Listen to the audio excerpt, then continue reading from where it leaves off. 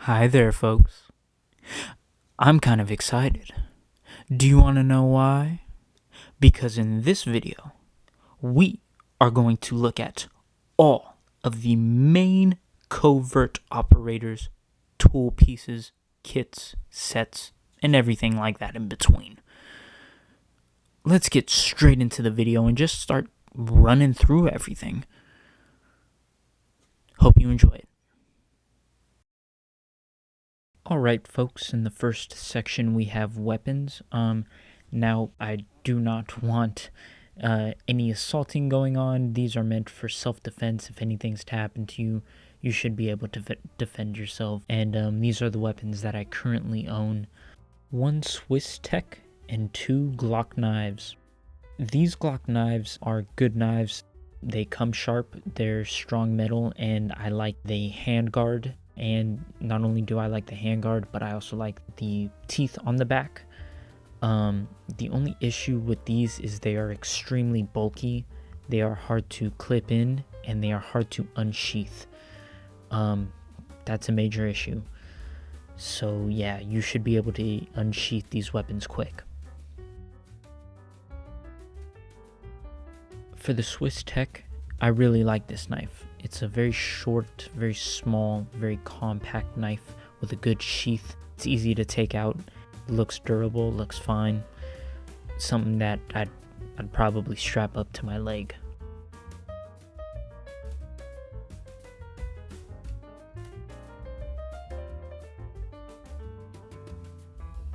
Now, as for the other weapons that I have 2 other knives. Those are the knives that I usually keep on me every day.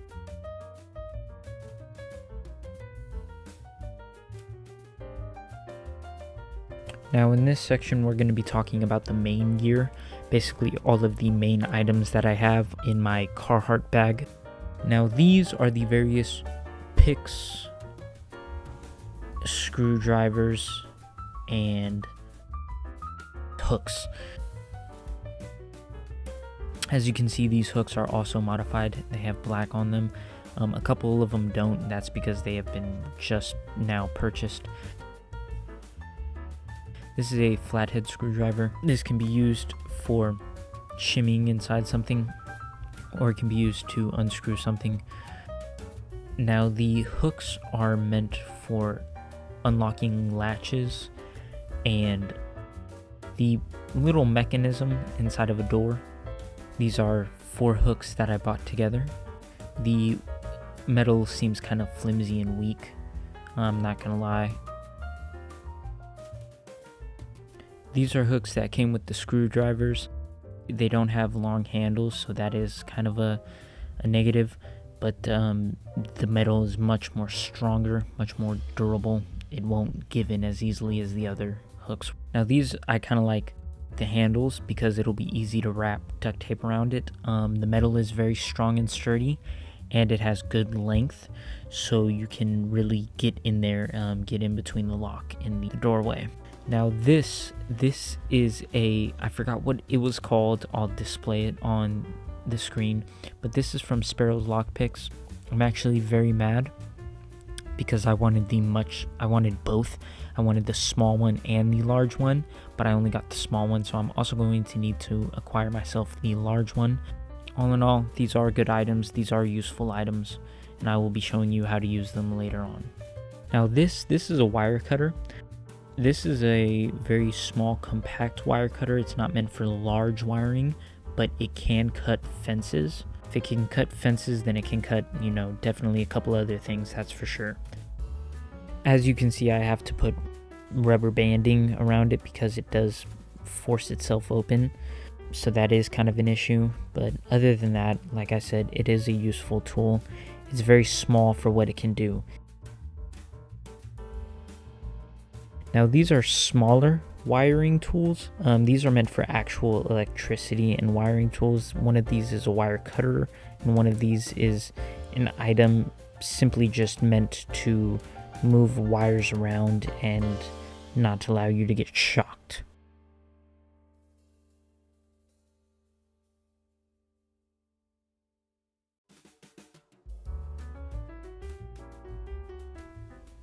Now what we have here are two Slim Jims.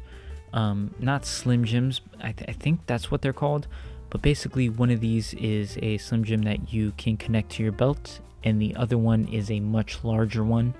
The large one can be used for multiple things, doors, but it can also be used, I believe, for also cars. I think for a car you may need a much longer one, but I might be mistaken. As I was saying though, both of these are small compact items that can be used to open doors and cars. Now here we have something very interesting. This is an inflate. I don't know what this is called, but basically it inflates. You press this little air pocket thing and it gets bigger and bigger. This is meant for multiple things. This can be used, you can put it under a door and then you can apply space. You can put it in between a door, you can create space. It can be used in cars, it can be used in windows, it can be used in damn near anything. The only issue that I have with this item is that there is a hard piece of plastic in between, and I would hope, I don't know, I would just wish that was gone so that you could fold it up and try to keep the hard plastic on the edges in order to slip it in and not need a hard plastic in the middle. But other than that, it's a very good tool, very useful tool. Now, these are two items. These are two very interesting items, but they are very individual items. However, they can be used in conjunction. We are first going to go over this blue little item. What is this? This is a door lock. Basically, if you are inside somewhere, you can lock the door on the inside and they won't be able to open it with a key. Even if they have a key, anything, they can't open it. It's meant to lock that door. The next item that we have are shims. These are probably the best and most easiest items that you need to master. It's the credit card trick. The credit card trick that you always see in Hollywood movies, that is what this is for.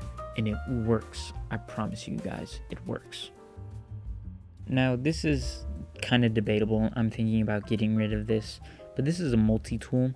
And I thought if I was going to have a multi-tool, might as well have a multi-tool that could also be used as a hammer or an axe, because then I can use something for force. There's really nothing that I have of a force item. Like, I don't have a hammer item in any of my kit, and I don't want to add a whole hammer. So I thought might as well get a hammer multi-tool. As I said though, I might get rid of it. I do enjoy the sheath. There are a couple of tools on this, and I'm going to display them right now. We have one knife, one screwdriver, one saw, I believe a bottle opener, and one file. And then besides that, we have some pliers, technically. Not pliers really, but you know, the things that clamps that keep something in place. You have an axe and a hammer. So, you know, it's an alright tool, but it's bulky, and I don't know, I might get rid of it. Now this is a very familiar tool. This is called a BIP. It's called a Rescue Me tool. Basically what this does is it punctures glass. It's meant to be put on the inside of your car. As you can see, this is meant for electricity. You connect this to your phone inside the car.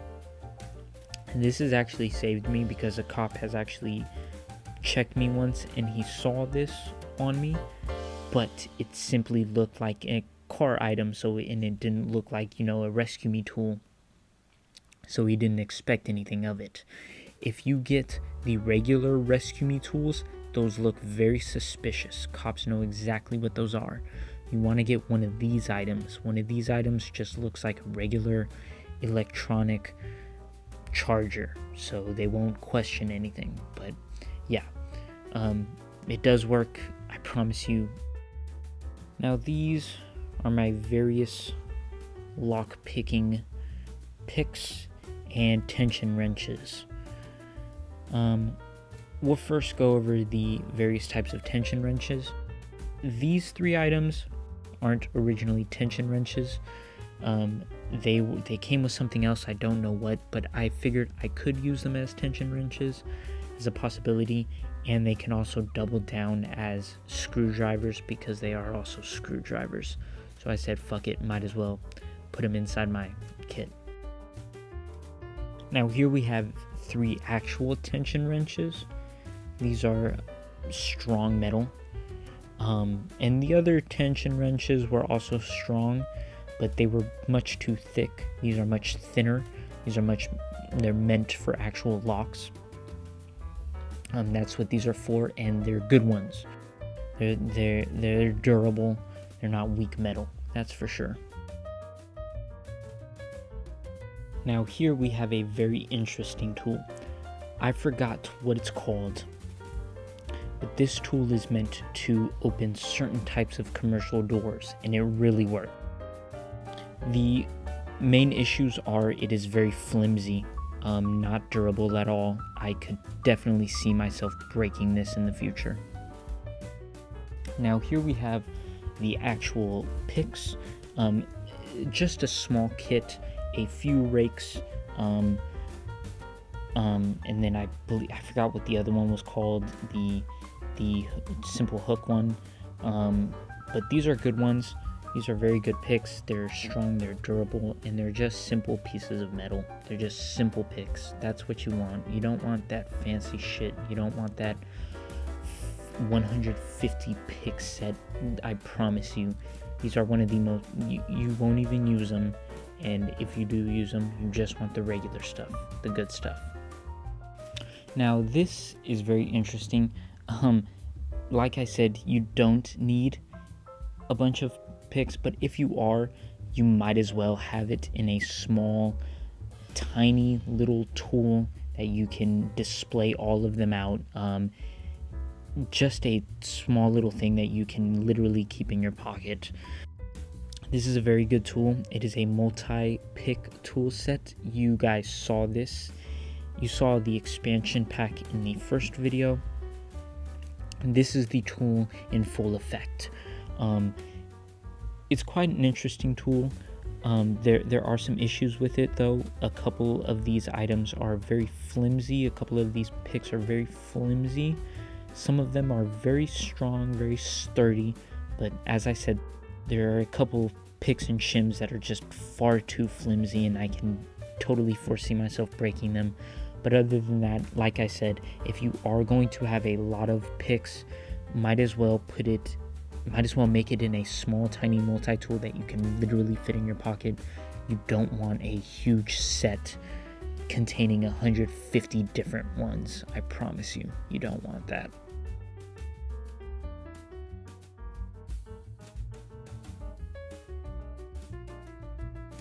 Okay, now this is a tool I've never tried. I'm going to preface this by saying this right now. The glass cutter and glass cutting oil is a tool I've never tried. However, I am quite excited to try it out, so maybe you'll see that in the future. But basically, if you've seen the videos, if you've seen videos of glass cutting, the stuff works. I just don't know if this set is legit. I bought it literally on Amazon, so it might be a total ripoff, or it might be the best thing ever. I don't know. I'm not an expert on this glass cutting type of stuff. But basically what you do is you take oil from the glass cutting oil, and originally I thought you put it on the glass directly, but that's not true.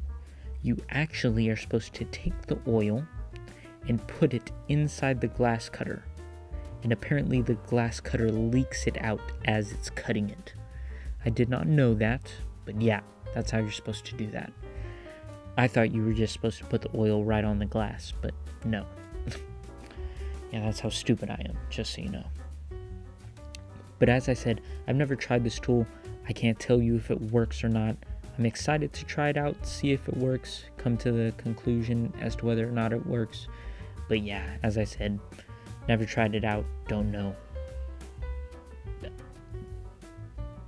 Don't take my word for it, it might not be a good item.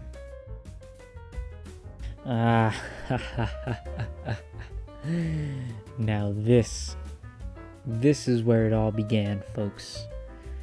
This right here, simple, basic item, item number 1, damn near. This is a tool I've been using since, I don't know, middle school, damn near I could say. Both of these items could be used for different reasonings. One is definitely thinner. The other one is thicker, stronger, and can definitely have more tension. Now remember, tension also has to do with length, which is something you will see in a few minutes, but yeah, still, the thicker the metal, the more tension you can give it. But other than that, this is a simple tool. I don't know what else to tell you. You put it in a small space and then you force that space open. Basic. Yeah. Good tool. Good, basic, simple tool.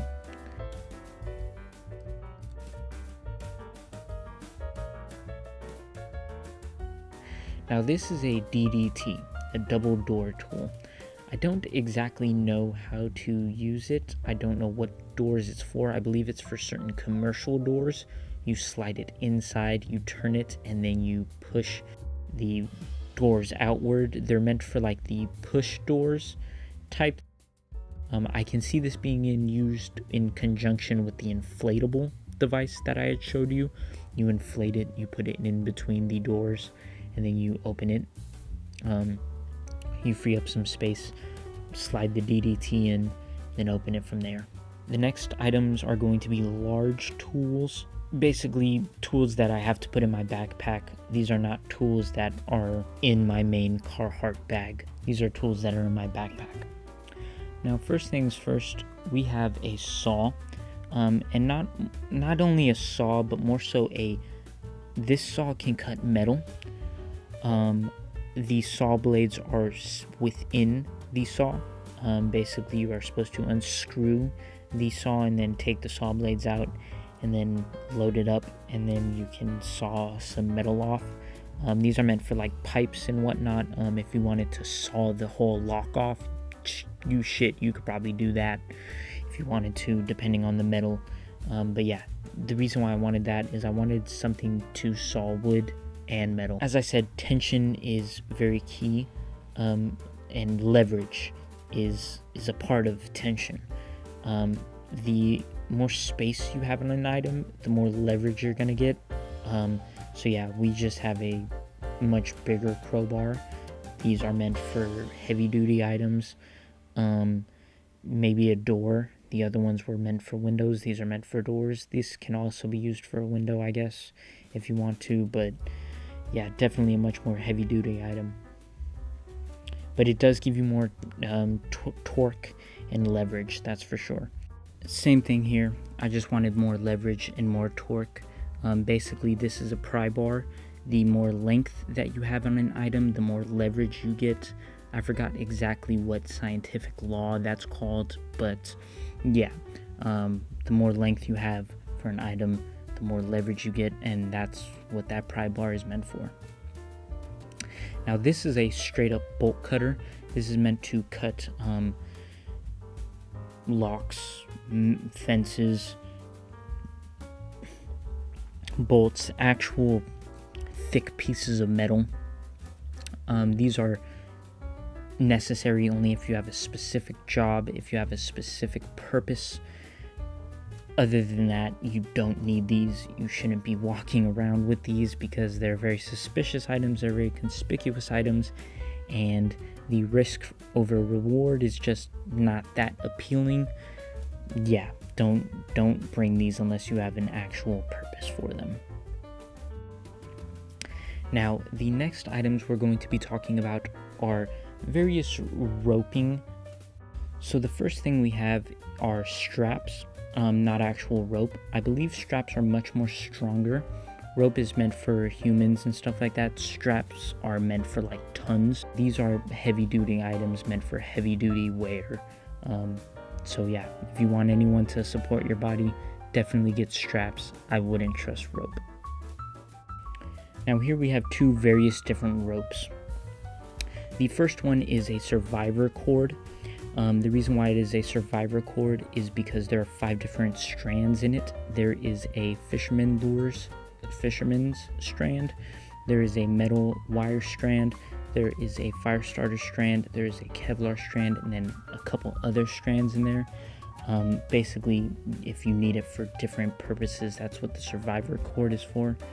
And this rope is simple, basic rope. I don't know why I have that, but you never know when you may need it. Simple. I don't know the poundage on the rope, but yeah, simple, basic black rope. This is a grappling hook, a very interesting item, a durable item. Basically, what you are meant to do is you're meant to unscrew it, open it up, and then screw it up again so that it can then, stay taut. It's a very durable item. It's meant for mountaineering. So if it's meant for rock, then it will do fine against wood and metal. Yeah, as you can see, there are bites into it. I just tied off some rope onto it. Simple grappling hook. Now here, in my honorable mentions, I talked about a dry bag emergency bug out. This is a part of that. Basically, a hammock is a part of the dry bag emergency bug out. Comes with a couple of straps. It also comes with an emergency blanket to make sure that you won't be cold for the nights. But yeah, basically a simple dry bag bug out item where it has a hammock, certain other items in it. I take it and leave.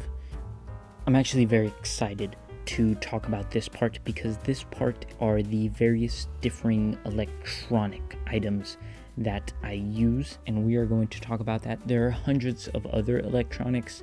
I promise you, if you search for it, you can find it, but these are the electronics that I'm currently using.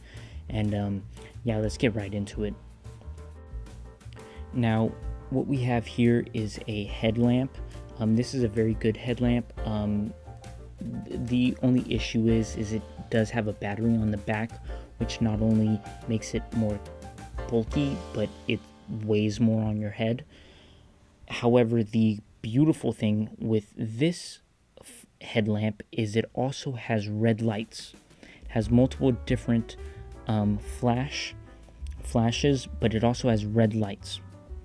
The reason why you want red lights is because other eyes can't see red lights as easy as they can see white light, but you can see light just fine. So it's good for you when it's a disadvantage for anyone else trying to see you. Now, of course, then again, light is light, so it's going to be bright, but you want red light when you are walking around at night so you aren't seen. Now this is a de-authenticator watch.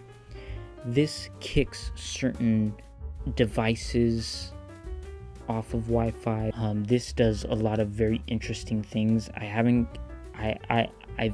experimented with it slightly. One thing I've done in addition is put the antenna from video 1 on top of it. It does add signal actually. I had tried it. The antenna that it comes with is very weak. It's very small. It doesn't give off much signal, but this antenna, it increases signal range. That is one thing that is for sure. Now this is the Uniden. This is the Uniden I was talking about originally. Just a basic, simple police scanner. As we saw in the second video, I had an antenna strapped to my backpack. That's what this Uniden is for. That is to increase range, so if there are police even farther away, I can increase that range and I can, gain that signal. Now, of course, many police signals are digital, which isn't too good, but still, if there does happen to be signal, I will catch it. And due to that antenna, it does increase length. The Uniden comes with a regular rubber ducky antenna, and there's not much length in that. With the antenna that I do have, I'm pretty sure a YouTuber did a test, and it was about a mile long. It was about a mile long, the antenna that I have now. But yeah, rubber ducky is what it usually comes with, and it's not too good. Now, Another thing is, again, it's also worse than the bow thing. The bow thing can just do more. Not only can it scan, but it can transmit signals. And since it can transmit signals, if you know what you are doing, you can jam signals. If you know how to transmit certain types of signals, then you can jam certain types of signals. So yeah, if you want to get an actual police scanner, just get a Baofeng UV5R. That's what you want. And jailbreak that motherfucker, because I promise you, Baofeng UV5s are powerful tools if you know what you're doing. And that concludes our 3-part series. I hope you enjoyed this 3-part series. I hope you learned a couple things. And remember, I wanted to really emphasize this. This is not trying to educate people to go out and buy these items, go out and use these items. These are to educate yourself so that you know what people are using in order to get into places they are not supposed to be in. You know what items they are using so that you can help defend yourself against these items. With that being said, I really do hope you guys have enjoyed this 3-part series. And yeah, have a great day. Thank you.